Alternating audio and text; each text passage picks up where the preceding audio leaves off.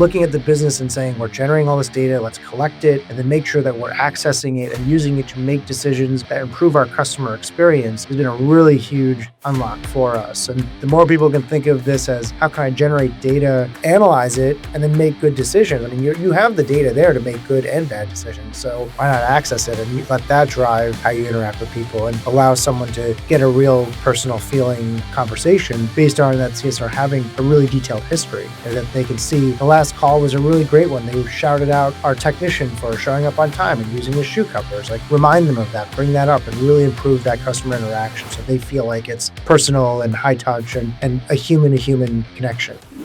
Today's episode is brought to you by one of our show partners, UpFrog. UpFrog is the OG when it comes to pricing transparency online. They find system replacement leads through paid ads and have developed an entire system to drive those hard-to-find system replacement opportunities, nurture the leads, and book them into sold systems before your team arrives to help you grow your business. Hey, I'm Krista with MarketStorm, and we work with home service companies across the country. Quick question. If another HVAC or plumbing company in your area starts influencing homeowners before they ever hit Google, who gets the first call? By the time someone searches plumber near me, they've already been researching the problem. We use AI to detect those early intent signals and put your brand in front of them. So when they do search, your name already feels familiar. Visit marketstorm.ai or text us at 213-575-5448. Hello, everyone out there in podcast world. Hope you're having a wonderful day. You're listening to or watching the Service Business Mastery Podcast. I am one of your hosts, Tersh Blissett, sitting virtually next to my co-host, Joshua Crouch. And we have Zach Cooper-Vastola on the show today. Did I say that right, Zach? Yeah, thanks for having me. Absolutely. So we're going to talk a little bit about AI and private equity and how AI and systems can let small teams outrun You're welcome scale. for putting the banner down there to help you out. Oh, I didn't even read it. Oh, not that I could if I wanted. You're looking at your other screen. So many distractions when you do this digital. Like I always feel like I see these podcasts that get done in person, and I'm like, God, it must be nice not to have so many distractions. Because like I see an email over here and a Slack message over here, and it's just like I have to turn off all these notifications. I know, because I'll get distracted like crazy. But welcome to Zach, the show, Zach. Yeah, thanks for having me. Absolutely, Josh. I'll let you go. You're eager to talk about this. I know you're excited. Yeah, Zach, if you could just give us a brief intro on how you guys got into the home services space and kind of your guys' background, because I think you guys have some interesting dynamic to talk about that everyone's always, conversation around private equity and how do you build systems that scale and how do you expand your team and how do you leverage technology? Like our podcast episodes have generally bits and pieces of this, but you guys have kind of been through the transition. You guys took a company that was on paper. So I'd love to hear just kind of your guys' background and how you guys got into this and what got you guys into the trades and just what that story has looked like since you guys have gotten in. Yeah. So, around 2015, I was living in Boston. My two partners, John and Greg, were also in Boston. Greg being you don't really have a Boston accent. No, I grew up in, you should have made that a prerequisite. Be like, if you're going to say you're from Boston, you got to say you're from Boston or however, that accent was terrible too. Yeah. Sorry. So I grew up outside of New York. So I'm originally from the area. I had been going to school in Boston. Met my two partners, John and Greg, while they were also living in Boston. Greg was working at a company as a software engineer, primarily focused on nonprofit fundraising, and John was working at a group that was working to buy companies. And so, I had met John through a posting online that he had written about, basically saying, PE groups don't know how to buy small businesses. Their playbook is flawed. And I thought that was really interesting. So I sent him a message on LinkedIn. Greg, at the same time, who was focused on fundraising for these nonprofits, thought, seems like there's a lot of gaps and things from that world that we can apply to, the small business world, whether it's, marketing, outreach, just systems and processes. And so the three of us, teamed up and said, we're going to develop and create develop a software or a program or something that basically was a thing that we could give to small businesses and help them sort of compete and modernize and develop a really strong playbook for them. And so, fast forward to 2018, we decided that we needed to, we would use Stanley Ruth as a proof of concept, a small family-owned business, 4 generations of same ownership. The owners were in their early 70s, servicing primarily New York City pre-war co-ops. The company was over 100 years old. And, when you showed up, the walls were all carpeted and people were smoking in the office. And it was a really old school You're setup. setting a great, A little you're different. setting a great picture there. Yeah, we met the owners and I thought they seemed really great, and they didn't really know, like they had no intention of modernizing or rolling out systems. And we thought this would be a great fit for us. So, in March of 2018, we bought Stanley Ruth and immediately went to work. And what we discovered was running a business is really challenging. And so we focused for 2 years on the day-to-day operations. So, purchasing, sales, day-to-day operations. It was a highly centralized company where the owners who worked tremendously, who were tremendous at what they did and worked really hard, they were the decision makers in every piece of the business. And so we quickly learned that the processes that existed were not going to work for us long term. We could not be the central decision maker on everything. We were not going to work From that bottleneck. right, working Yeah. from 4 a.m. till 9, 10 o'clock at night. We've all done that. And around 2019, we decided we're going to really start to layer in these processes and try to invest in systems.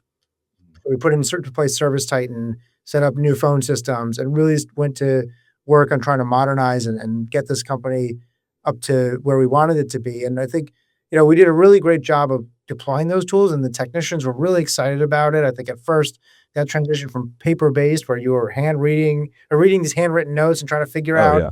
is this a Chicken living room, a scratch. dining room? Yeah. Whatever it is, immediately in the office, people were super excited because, the system we were using was this really antiquated, locally hosted software that, if you opened a customer page, you couldn't open, if I had it open, someone else couldn't open it and look at the same. Oh, So Nice. immediately we saw these changes along with big cultural shifts of giving people responsibility and trusting them to make decisions and letting people, sort of make their own decisions, but also, not only fail and, not be berated for it, but also succeed and be able to take credit for their successes. It was a huge, we had this huge amount of momentum behind us, which then in 2020 in New York City closed down due to COVID. We shut down operations and it really took the wind out of our sails. And so we spent several months regrouping, but we were always very scrappy and we always were oriented towards solving problems. And so we worked a lot of different angles to bring in, whether it was trying to pre-sell jobs or renew contracts or a lot of different avenues we used to be able to shore up the business, using our existing customer base and going remote early and preparing for what was ultimately going to happen, which was that shutdown. Once things reopened, it was a challenge to get people back to work, but it took us about 4 or 5 months to really ramp back up. And leading up to that close, we had, on the topic of finding solutions, we had pre-bought over $1 million of inventory because we thought, hey, if we do run out of money, at least we'll have a bunch of ACs we could sell. So, fast forward to 2022, we basically had the opportunity to expand out of New York City and grow into the Westchester market, and partnered with an owner up there and really had a firsthand look at private equity buying home services companies. In New York, it had really not been, they're not very, present in Manhattan. I think it's a really challenging market to work in. But in Westchester, it was, we saw some of the big name groups operating and really doing things that were destroying amazing big companies. And so I think the whole premise of our business was we thought that P groups were going to do this poorly. And I think that Do you have some example, like you mentioned things that are destroying like the companies that they had purchased, and do you have any, obviously you don't have to name names or anything, but like examples of what you guys saw or heard that was taking a company's great reputation of the original owner, got bought by P, and P kind of tarnished that reputation and started to get a bad taste in local homeowners' mouths? we're in a services business, which means that you need to provide a service. And, I think what we were seeing was on a number of fronts. So on the customer side, it was high pressure sales with, really no need for it, where people were not incentivized to repair or maintain systems. It was highly incentivized to sell. We saw, company owners who were being sort of, not paid what they were expecting to be paid. And then technicians who were having their hourly rates modified and ramped down where they were making a lot less money than they were making previously. And so it was really this threefold thing where we would see a company sell and then a wave of technicians would show up and say, looking for a job. And we knew that something had happened there. Oh, So, yeah. we've seen a lot of stress in our markets and other markets of these consolidators. Some big names out there that are, they're doing their thing, but a lot of these smaller groups of people who don't really know how to run these businesses. They think they're going to raise some money, go buy businesses, and then run them from an ivory tower. Like, these are tangible, real companies. You have to be on the ground managing them.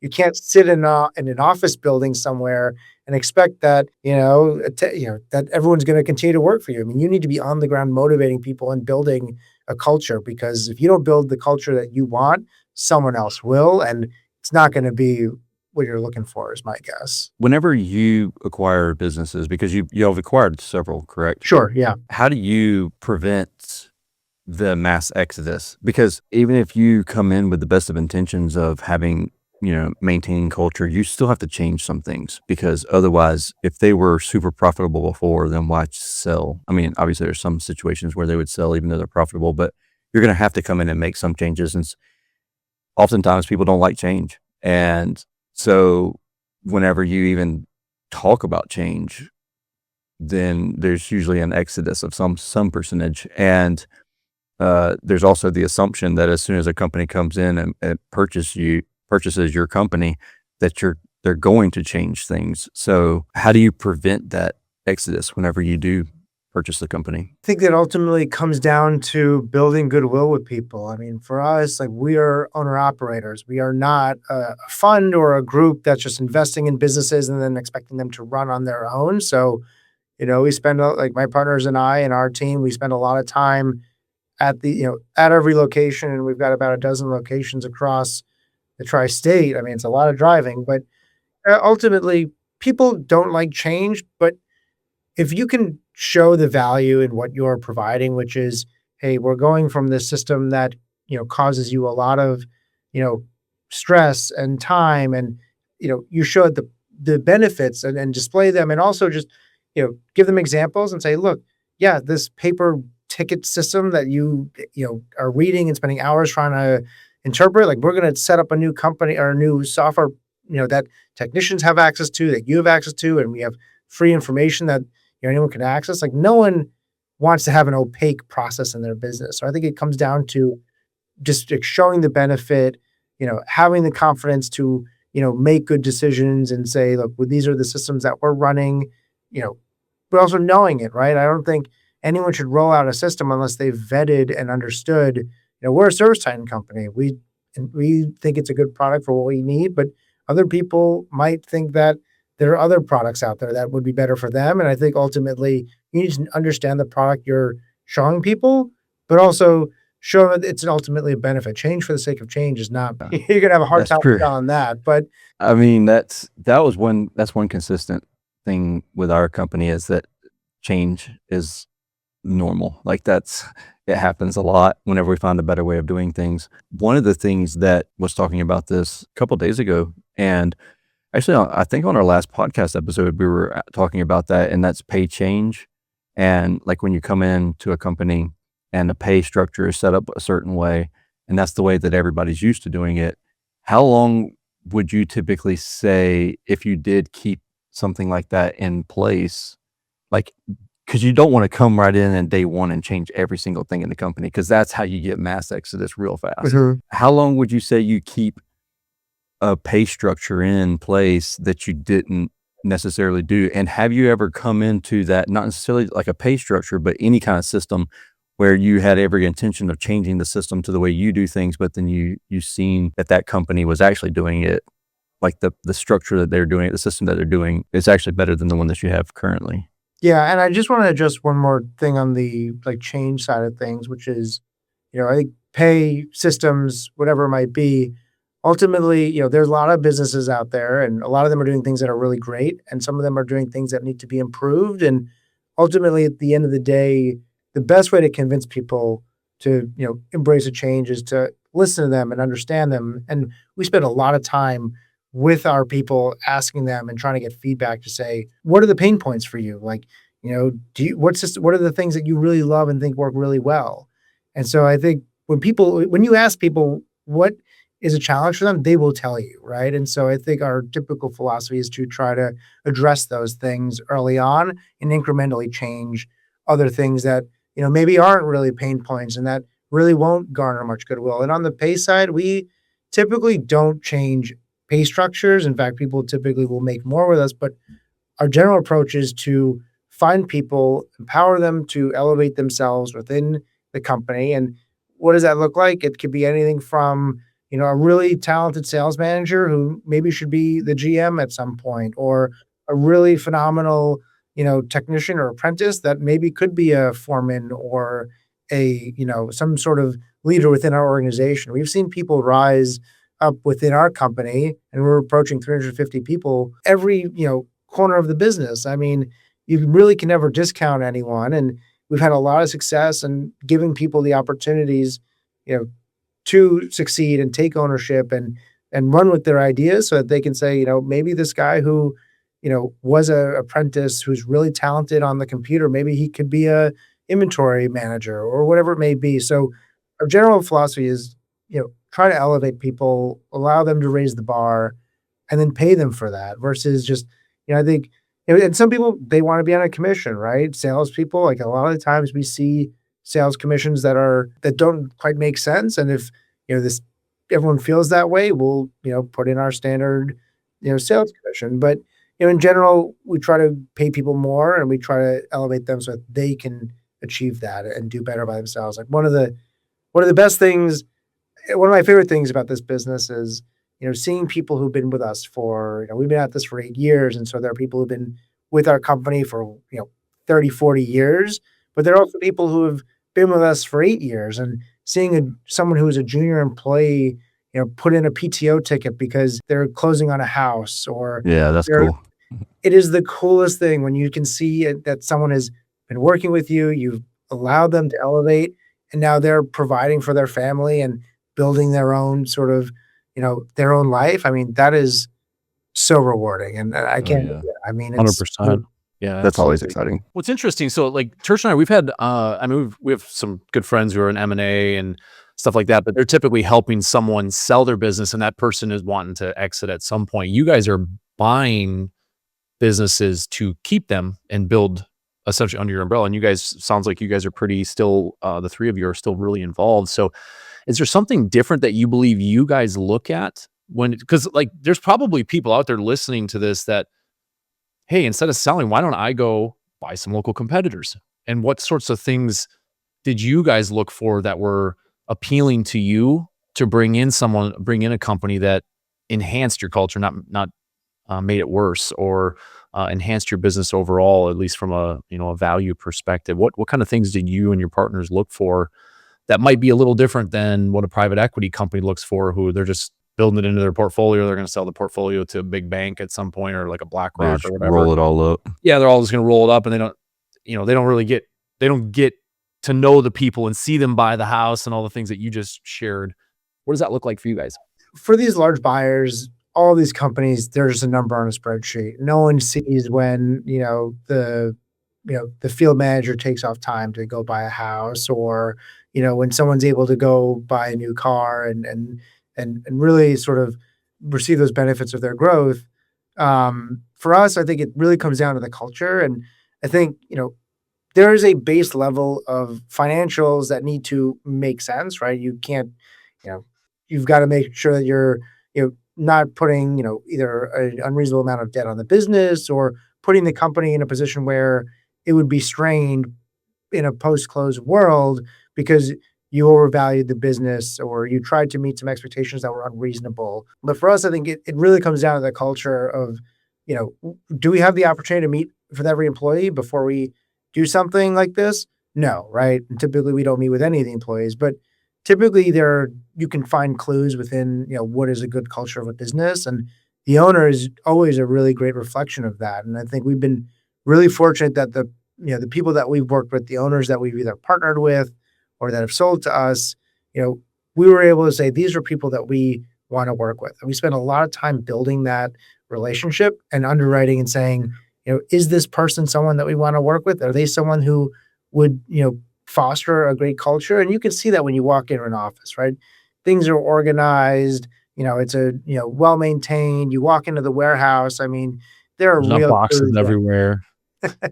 Right. When you for us, safety is enormous, right? When I walk into a warehouse and I see like ladders chained up, there's no slip hazards, there's good signage, there's good lighting. I mean, things like that where you can tell there's a well-run business. You don't need to see the financials to know a company is run well versus, you walk in and it's like the light bulbs are out and the trucks are a mess. And it's like, yeah, there's, stacks of paper everywhere and, there's garbage all over the place. You're like, well, if this is the level of management that's happening, I mean, that tells you a lot about a business's culture. And look, for us, that is the most important part is we want to work with the people who we trust and want to be with. And we've gotten to the point now where we're really heavily, valuing that and saying, who are the people we want to work with and how do we make that work? And again, there's that, for people someone who's sitting out there saying, I would love the opportunity to go out and buy a competitor and grow my business the way that we have. Do that, find someone you want to work with, because the worst thing you could do is do a deal or try to come up with a partnership or something with the wrong person. And I think Oh at yeah. the end of the day, these companies, it's about the people, right? The employees, the managers, your partners, like you have to pick the right people. And for us, we've been so, I'd say, disciplined about making sure that we're bringing in the right people and picking the right employees and protecting that culture and finding that, if you build a culture with values and you find people that align with that, you put them together, they're going to bring in more people like that. And so I think, it's really important that you trust who you're working with. Oh, for sure. Absolutely. There's nothing more painful than having a partner that either isn't pulling their weight or isn't doing what they said they were going to do, or you get into working with them and you just don't have a good relationship anymore. Like that's terrible, especially if you're not working Like side being in by a bad side. marriage. Like it's really no Yeah. different, right? Like you have to talk to Truly those isn't. people all the time. And if you don't like talking to them, it's like you just can't get much done. You just probably Brutal. you stay in your own lane and don't really communicate much because it's just going to lead to more of a headache. Hello, home service professionals. Do you want to maximize your marketing budget? Then you need to be using call tracking from CallRail. Let's say you noticed a spike in new leads this month. To find out what's driving them, you just log into your CallRail dashboard. Is my new Facebook ad outperforming my other ads? Or is paid search knocking it out of the park? Or maybe it's time to retire those newspaper ads. Since CallRail assigns a unique phone number to each of my marketing efforts, I know where my best leads come from and which efforts to scrap. CallRail shows you your most cost-effective marketing channels so you can get back to business. Go to callrail.com/SBMpod and try it for free. Quick question. How many calls did you miss last month? Not how many you answered, how many did you miss? Across the home services industry, about 30% of inbound calls go unanswered. And those aren't just tire kickers, those are customers ready to give their business to whoever books first. Breezy fixes that with AI agents that answer every call, they book the jobs for you, and they follow up instantly. So instead of waking up to missed calls, wake up to booked jobs.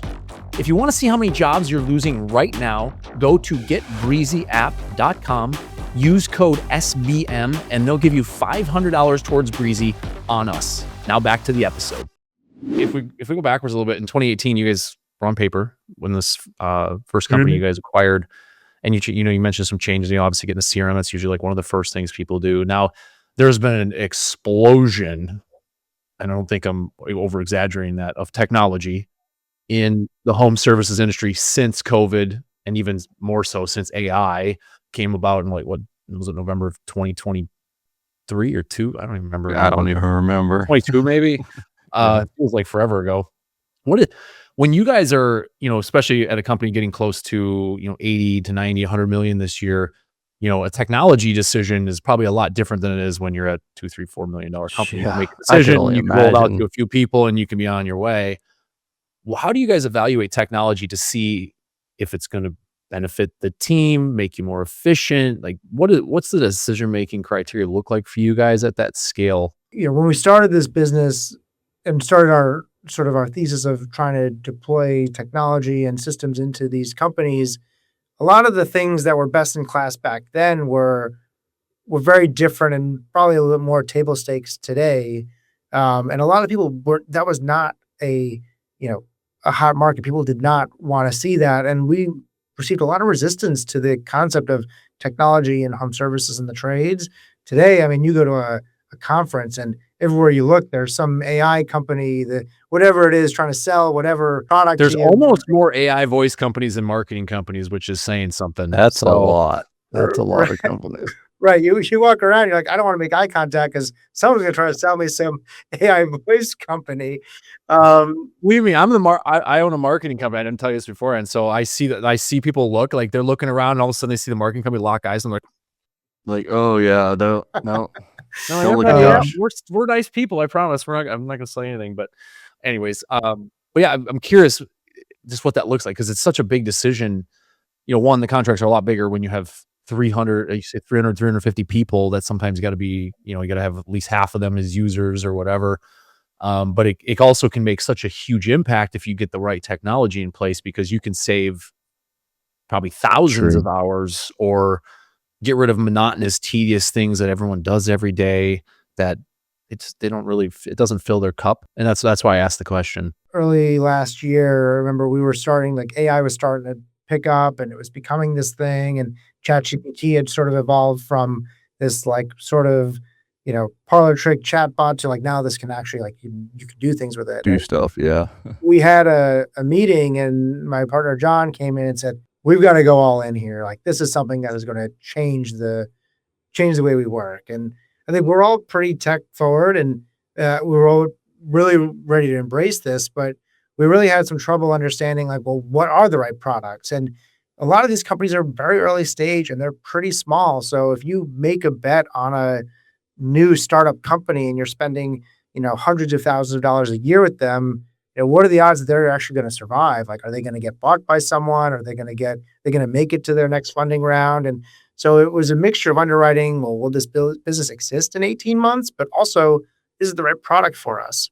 And so we brought in our CTO who, then brought in a team of engineers, and we've got about 10 people who work full-time on our AI team that are both underwriting and evaluating products, but also developing our own homegrown systems. So it allowed us to not only be like an educated buyer of these systems, but also allowed us to look at the systems that were not quite what we wanted and develop our own. And so what we've been able to do within our company is develop our own business intelligence dashboard that is really taking all these like different data sources and things and consolidating it and pretty much giving us one central location where we can see, call volume, call sentiment, things that, customer journeys of someone calling one of our, locations and seeing how do they sort of transition through a sales pipeline or a lifetime as one of our customers. Because we have different geographies that we're working in, we've actually been fortunate that we can test different products, and we've run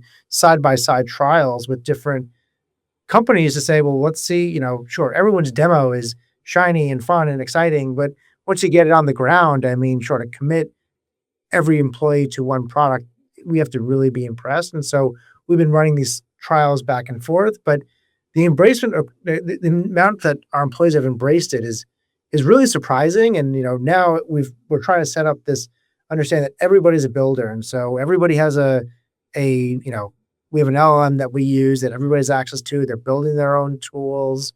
And people are just starting to, develop their own solutions that would otherwise be a SaaS product that we were buying. And so within home services, I'd say we're having this really amazing moment where for the last, 10 years, it's always been, how can someone sell a product to me and how can they get a percent of my bottom, whatever my revenue is. If they can get 10 cents out of every dollar for whatever CRM or voice system, that was what there was, billions of dollars going towards that. But with these new tools, we're able to develop our own solutions and then deploy them into our business using our engineering team. and say, how can we capture all of that, value back and say, rather than using this off the shelf solution, we're going to build something that is not only better for us, but, we're not paying a monthly subscription per person per month. So, our, deploying it into, I think like any, as we mentioned earlier, change is a challenge, and you need to go through the steps of, showing someone why there's value in this new system. And, the rate at which we've been able to roll out tools and have our local managers request things or features or suggest that they have problems that are then solved by one of our engineers developing an AI solution has been it's really incredible how fast that, we can stand up products, whether it's an accounting forecasting tool or a calendar sync solution, because someone might have multiple calendars that they're managing, to, a training and enablement hub that, where people can go and learn what are the SOPs for certain, whatever processes that are out there, whether it's accounting or, booking a job or selling a job, whatever it may be. But we've really seen a high level of embracement, and it all goes back to letting people develop their own solutions so that they have extreme buy-in on the product. And if you have an inventory manager develop their own inventory solution, they're going to be a lot more likely to use that than if I Absolutely. put something in front of them and say, you got to use this now. Has there been, whether it's a developed solution from you guys or something you guys have gotten into, you don't have to mention names or anything like that, but if there was maybe like 2 or 3 types of products that on the AI or automation side or that have enhanced efficiency, what would you say that those, like what bucket of the company of those in? Would it be an inventory thing, a sales solution, an AI voice product? Like where would that live? Just so people that, because there's still, I mean, Tersh and I talk about AI and automation all the time. So like for us, we've seen and talked to and heard all the different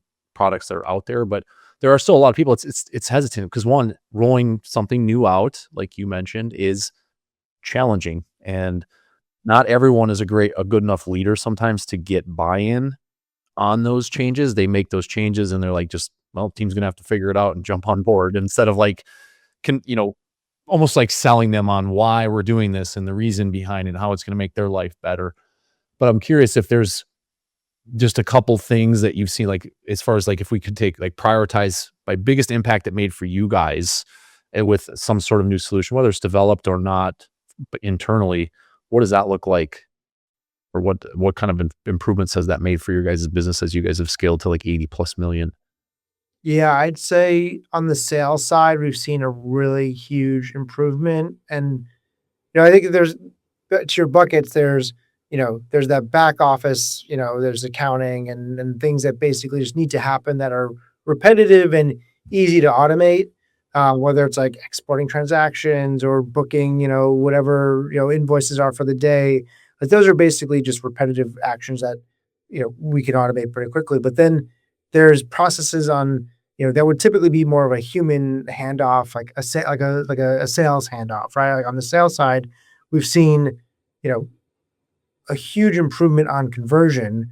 And I think that's been the most impactful for us, because when you automate an accounting process, you're saving time and you're not really saving a lot of money, and it's not really moving the business forward. On the sales side, like for an example, our team had developed, a solution for our sales team where historically a sales engineer receives a call, takes down some information, puts them into our sales system, and then it's all rather manual, right? It's tracked in an online database. And so our team had taken our phone call system, layered in an agent that essentially could listen into a call, take down notes, fill in a customer lead or a profile, and basically generate some follow-on actions that would otherwise be manual. And so we had this really funny moment where one of our sales engineers was on the phone, took down his notes, and then was getting ready to put them into our sales management tool and looked up the name, and immediately everything from the call had populated.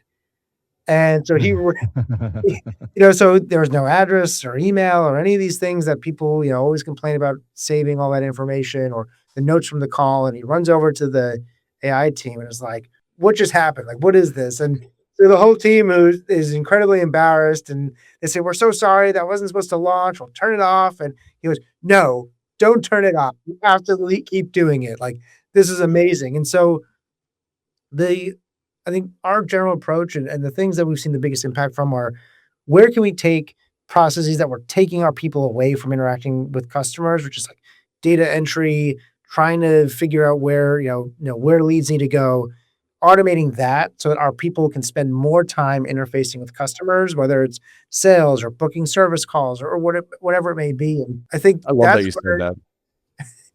yeah, and I think that's You where a said lot bigger size, like you think you'd be like, because we've seen other other podcasts that they have guests on their $100 million companies, and they lean really heavily into like AI voice and stuff like that. And it's always curious. It's different to see how people approach that, because sure, if the AI is really good, it could help and free up your team for stuff. But like, I don't know, I guess Tersh and I have always been very aligned on, and we talk about this often with we have another business that we have a co-founder in, that like, let's make the humans super. Like, let's just do that. Like, why do we have to replace them? Let's make them super and have the data that we have never been able to analyze unless we literally had just like a super genius that could just look through all this stuff and analyze and tell them exactly what we need to do.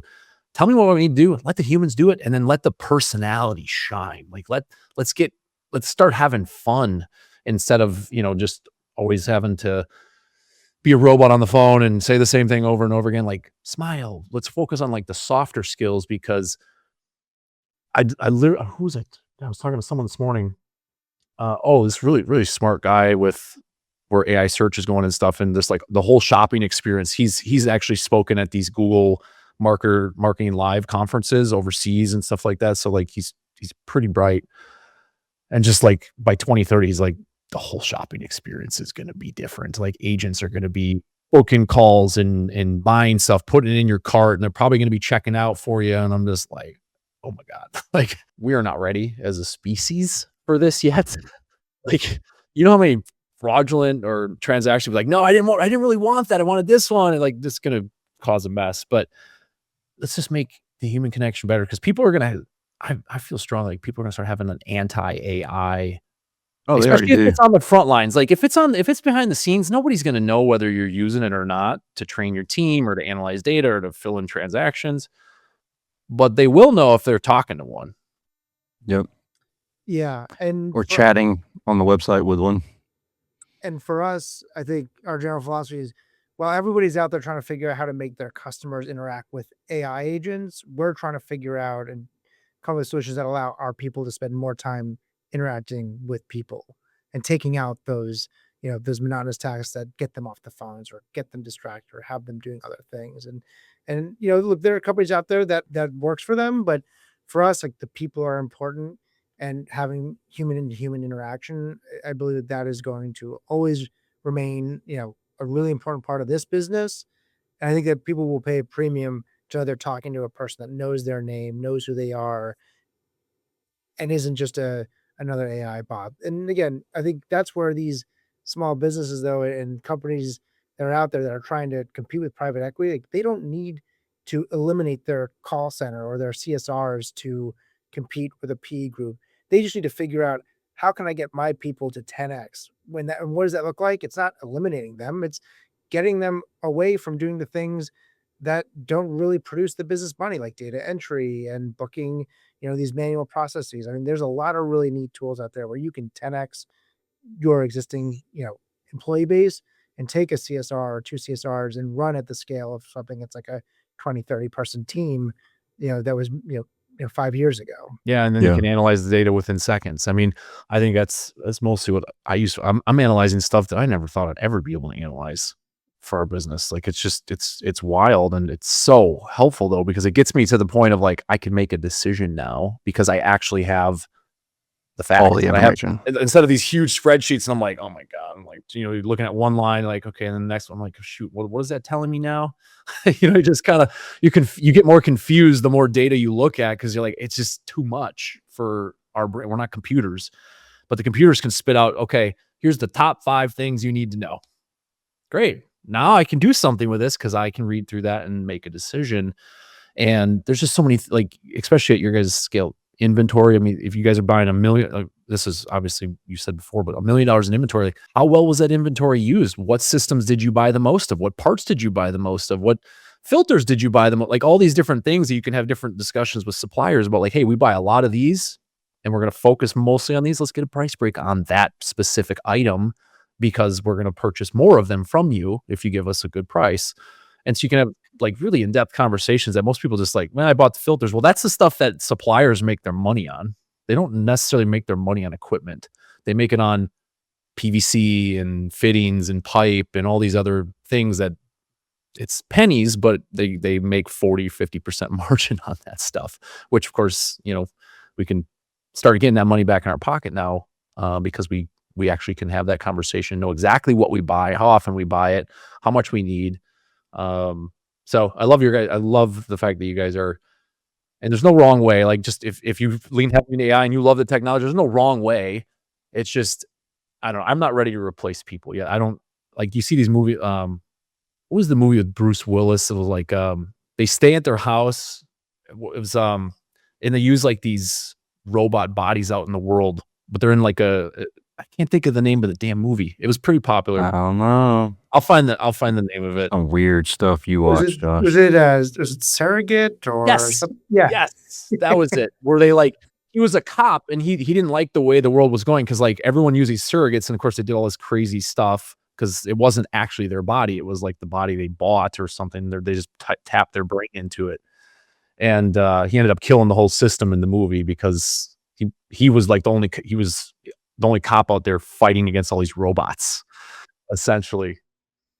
Tersh, now you got to go watch the movie. It's like 20. Yeah, I guess so. I don't know if we're heading this way. Like it's funny because we're laughing about it now, but I can promise you somebody somewhere is like, wouldn't that be cool? And they're going to create we're getting Tesla by 2027 supposed to have like 1 million robots in the world, at least if he's going to make his have you seen the Meta's thing where they put the device around the head and it read the brain waves? Like it's at like 60% accuracy, but it's crazy that like without even having an implant. There's I don't even know what Neuralink or something like that. Yeah, Neuralink with Grok or whatever. So the more human, because at some point I feel like we're gonna have a rise up moment and be like, no, we're gonna not be robots. But that was a total sidetrack moment, and I apologize. Good job, Josh. Great job. Yeah, I don't know about cyborg HVAC techs, but handing off leads automatically, 100%. Yeah, exactly. 100%. Was there anything else as far as like the technology concern? I know you talked about like your sales system and keeping, your great team members on the phones and stuff like that. Was there anything else that was like a really big aha moment for you guys that really helped you guys become more efficient, sell more, enhance the customer experience? Something that a lot of people overlook is that our companies, any home services company is generating so much data across every like interaction and every day, right? Every phone call, every service call, every moment you're generating data. And so, for us, like saying, how can we get that data organized and then act on it? Like, I think you were just, Josh, you were just saying, all this data around inventory and all these things, like you can apply that same logic to a service department, a sales department. And so, what we've done is basically say, how can we aggregate that data and pull that into one place and then act on that? So now we're able to really intelligently look across hundreds of service typing tickets, phone calls, things like that, and try to identify, what's a sales opportunity or what is a point of, that's important to our customers so that, by the time a technician walks through a door or a CSR calls someone back, they have a really clear understanding of what is important to that person, what do they value? And then, what's the right step there? And I think we're improving our customer experience by saying, if someone calls and says, oh yeah, my AC is broken, I've had 3 other companies out and, it never worked for the last 10 years, a untrained service rep is going to book a service call, right? And say, yep, we're going to send a service guy out. And if that service technician is trained, they might say, yeah, this unit is, probably worth replacing, but they'll most likely just fix a part and you'll be back there in 6 months changing a capacitor or whatever it might be. And so I think what we've been able to do is take that data and say, hey, this customer is already telling us that they're having repeat issues, that the unit is not quite working, and that they're looking for a more permanent solution. And I think, one of our values is delight customers. And so what does that mean? It doesn't mean, fix a 20-year-old unit that's limping along. It means, suggest a replacement so they don't have to take off work again Yep. or be without air conditioning for another weekend in the middle of the summer. And so, for us, looking at the business and saying, we're generating all this data, let's collect it, and then make sure that we're accessing it and using it to make decisions that improve our customer experience has been a really huge unlock for us. And I think, the more people can think of this as how can I generate data and then, analyze it and then make good decisions. I mean, you have the data there to make good and bad decisions. So why not access it and let that drive how you interact with people and allow someone to get a real personal feeling, conversation based on that CSR having a really detailed history, that they can see the last call was a really great one. They shouted out, our technician for showing up on time and using his shoe covers. Like, remind them of that, bring that up, and really improve that customer interaction so they feel like it's personal and high touch and a human to human connection. I love that. This is great Yeah. information, Zach. I really Mic appreciate drop. Yeah, I really appreciate you sharing the experience because I think you guys have had a kind of a unique ride Yeah. into the trades. Like it's not what we hear every day. Yeah, it's not a common story, and so I think you guys have a different perspective on how you can go about this and how you can compete with private equity and implement some of these things so that way you don't have to try to outspend them, or you don't have to be like the wittiest person in the world to come up with a crazy idea to beat them in the marketing game and stuff like that. So really appreciate your guys' perspective. If anyone has any questions they want to reach out to you guys, is there a place they can do that? Because I know you're not selling like a product or anything like that. So is there a place that you guys are okay with them reaching out to if they want to ask you guys questions? Yeah, I'd say if they want to shoot me a LinkedIn message, that's usually, I try to keep tabs on that pretty often. I think that's probably the best option. Okay. Cool. We'll add that to the notes. Thanks, I Zach. appreciate you hanging out. If anybody has any questions at all, don't hesitate to reach out to myself or Josh. If you're connected with Zach, reach out to Zach on LinkedIn. With that being said, I hope you have a wonderful and safe week. Until we talk again next time. We'll see you. See you guys. Thanks very much. Thank you for listening to this episode of Service Business Mastery. Now that you are equipped with essential business advice from this impactful conversation, you are one step closer to becoming the successful owner of your dreams. If this episode has been helpful to your business journey, don't forget to subscribe to the show, leave a rating, and share it with other owners as well. Visit servicebusinessmastery.com to learn more.